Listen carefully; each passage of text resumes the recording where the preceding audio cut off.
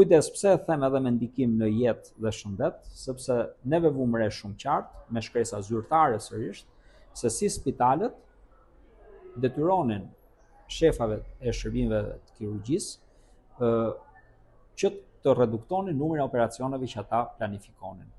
Dhe për shembull ka një shkresë zyrtare, shkresa numër 344, fraksion 1 e Spitalit Rajonal Durrësit e shkurtit vitit 2019, që thot 155 operacione keni në muaj, nga cilat 65 planifikuara, tjera të urgjenca, nëse ka më shumë shtyheni për muajin tjetër.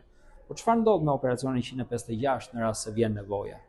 Pra si mundet dikush për 10 vjet të ketë një parashikim se sa do jetë numri i operacioneve?